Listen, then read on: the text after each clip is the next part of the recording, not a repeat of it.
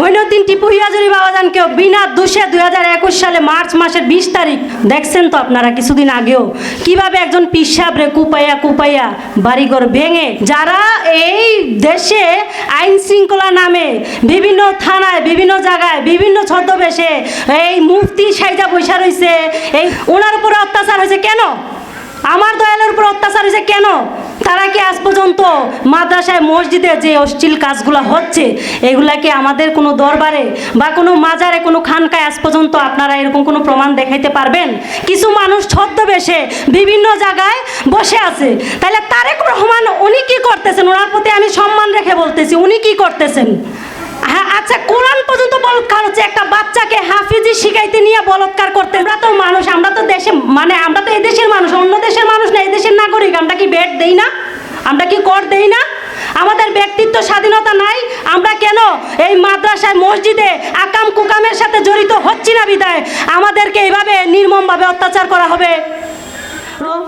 কিছু কথা বলতে চাই, কারণ শাহিনুরি যে বাবাজানের উপরে অত্যাচারটা হয়েছে, ওনাকে আমিও চিনি, জানি ওনার সম্বন্ধে। এখন এটা আসলে মেনে নেওয়া সম্ভব না, অনেক কষ্টদায়ক।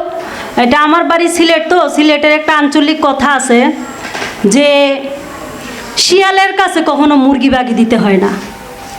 এখন এই দেশটা আইন বলেন আর যাই বলেন, যেই ক্ষেত্রেই বলেন, গুরুবাদ বলেন, যা বলেন, যে জায়গায় বলেন, এখানে শিয়ালের কাছে মুরগি বাগি দেওয়া হয়ে গেছে।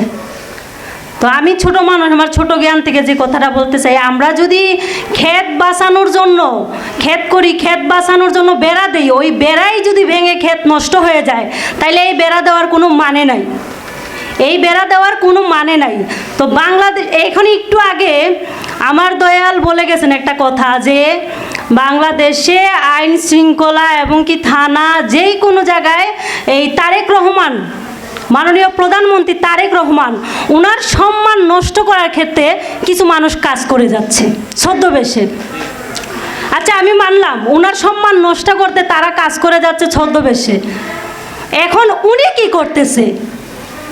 তারেক রহমান কি করতেছে? এই যে 5 আগস্টের পর থেকে এই যে মাজার মুকাম ভাঙ্গা হচ্ছে, এই যে একের পর এক নিরপরাধ নিষ্পাপ আল্লাহর ওলিদের উপরে আক্রমণ করা হচ্ছে, আপনারা দেখেছেন 2021 সালে আমার দয়াল মঈনুদ্দিন টিপু হিয়াজুরি বাবাজানকেও বিনা দোষে 2021 সালে মার্চ মাসের 20 তারিখ ওনাকে চা খাওয়ার নাম করে নিয়ে ওনাকে নিয়ে হাত পা ভেঙে দেওয়া হয়েছে।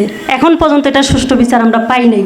তারপরে আরও কত ঘটনা দেখছেন তো আপনারা কিছুদিন আগেও কিভাবে একজন পিসাবরে কুপাইয়া বাড়িঘর ভেঙে লুটপাট করে। আচ্ছা, ঠিক আছে, তারা পিসাবদের ভুল ধরছে, ভুল ধরিয়ে দেওয়া, একজন মানুষ হয়ে আরেকজন মানুষের ভুল ধরিয়ে দেওয়া এটা স্বাভাবিক। ভুল ধরিয়ে না দিয়ে মাইক দৌড় করবে, আবার হচ্ছে মাইক দৌড় তো করবে লুটপাট করে। আসলে তারা কারা?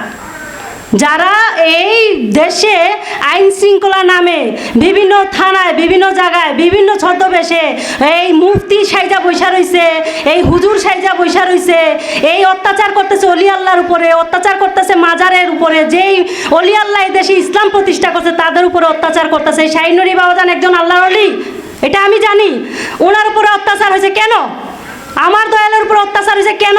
তারা কি আজ পর্যন্ত মাদ্রাসায় মসজিদে যে অশ্লীল কাজগুলো হচ্ছে এগুলাকে আমাদের কোনো দরবারে বা কোনো মাজারে কোনো খানকায় আজ পর্যন্ত আপনারা এরকম কোনো প্রমাণ দেখাইতে পারবেন যে আপনাদের দরবারে এরকম কিছু হয়েছে? আপনারা বলেন, পারবেন এরকম কোনো প্রমাণ দেখাইতে? পারবেন না। তাইলে যেহেতু পারবেন না, আমি আবার এই পিছনে একটা কথা বলছি, ওই কথাটায় যাচ্ছি, যেখানে বলা হয়েছে তারেক রহমানের সম্মান নষ্ট করতে কিছু মানুষ ছদ্মবেশে বিভিন্ন জায়গায় বসে আছে।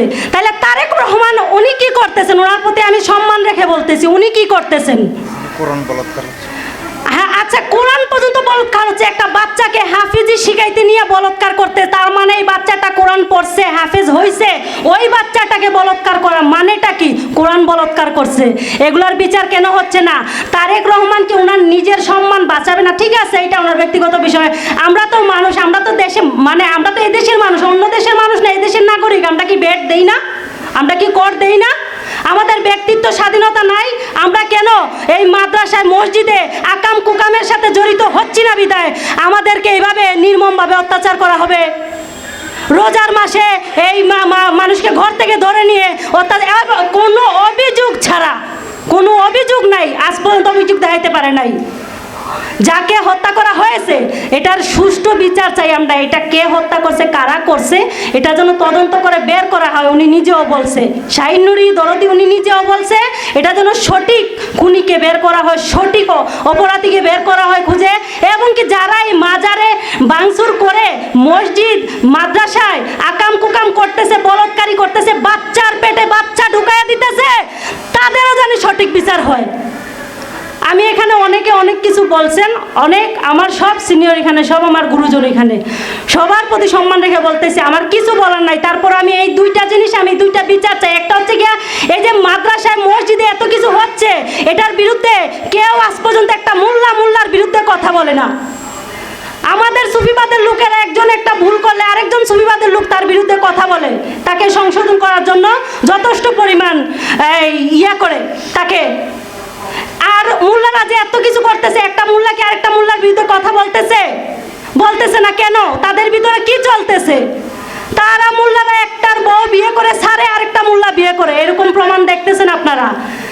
এখন আমি আমার জায়গা থেকে, আমার ক্ষুদ্র জ্ঞান থেকে আমি সরকারের কাছে এইসব ওই অন্যায় অত্যাচারের বিচার চাই। এবং কি যেই পীর মাশায়েখের উপরে, আল্লাহর ওলিদের উপরে অত্যাচার হচ্ছে, মাজার মুকামে এই ভাঙচুর হচ্ছে।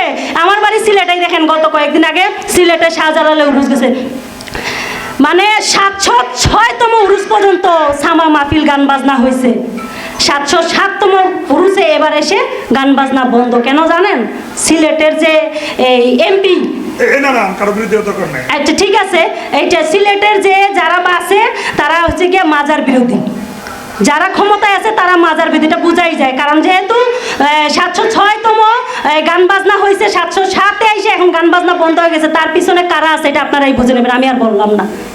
ঠিক আছে, তো ওইখান থেকে আমি সরকারের কাছে এবং কি দেশের সম্মানিত জনগণের কাছে, আইনের কাছে, আর যারা আইনের পোশাক পরে আইনের নামে ওই বেআইনি কাজ করে যাচ্ছে, অত্যাচার করে যাচ্ছে, নিরীহ অপরাধ মানুষদের উপরে অত্যাচার করে যাচ্ছে এবং কি অপরাধীদেরকে প্রশ্রয় দিচ্ছে, অপরাধীরা তাদের ইচ্ছা মতো অপরাধ করতেছে এবং কি নির্দ্বিধায় সিনা টান করে হাঁটতেছে, তাদের বিচার চাই। এটা বলে আমি শেষ করলাম।